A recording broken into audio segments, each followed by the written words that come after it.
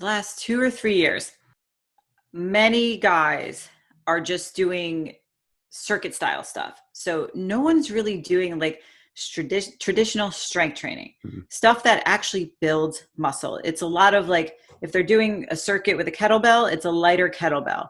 And it's always metabolic and it's always short rest periods. And then they, on top of that, they combine it with like Peloton and then long distance running and all this stuff. And they wonder why they're getting nowhere and kind of burning out. And it's like this foreign concept to take a rest period that's like 60 to 120 Yeah, seconds. it's They're like, like, well, it's way too long. I'm not what? Like, sweating. yeah. And like, I thought about that like the other day. Luke has me doing 6 sets of 6 deadlifts, 2 minutes rest in between. I am dying. And I'm like, how do people think that 2 minutes rest is like this infinite amount of time, but they're not training hard enough? So people don't really train hard enough, but they train a lot. Right. So it's a lot of training of the wrong type. I have no problem if somebody enjoys those metabolic circuits. I love getting sweaty too, but you can't do that every single day. You've got to do Mhm. something that creates that, progressive overload that allows the body to adapt. If you're lifting a 20-pound kettlebell for the last 3 years doing the same circuit, well, guess what? Your body's not progressing.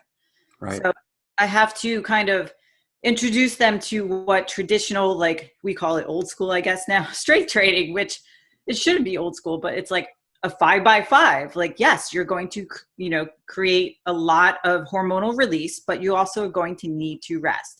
And that means going a little bit heavier than you're used to. And you know what? You may not even sweat, and that's okay. And Hmm. so getting them to give up some of the circuit style stuff, and mind you, a lot of them are also low carb while they're doing this and wondering why they feel like shit. And then introducing carbohydrates. And then it's like in their mind, they're kind of like, wait, so I'm training less, training in their mind less, eating more. And then I'm going to be better. Like, Right. yeah, Right. Totally it's counterintuitive. amazing.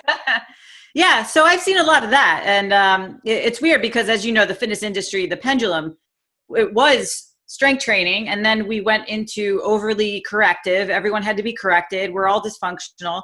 And then it was like, wait, we can't correct everything forever. We actually have to lift We stuff. So actually have to then, get strong at some point. Totally. yeah, it's like, all right, we should lift things. But not only should we lift things, we should lift them faster.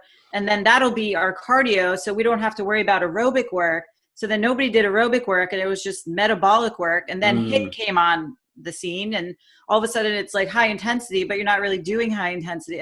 It's like this obviously tangent I've gone on many times. So it's like, hey, if we pick things up that are heavy a few days a week and you walk a lot, it's really a lot of bases covered. We don't have to make it fancy. It doesn't have to be this hit body weight workout that everybody's obsessed with now. And I'm like, that has to get boring after a week.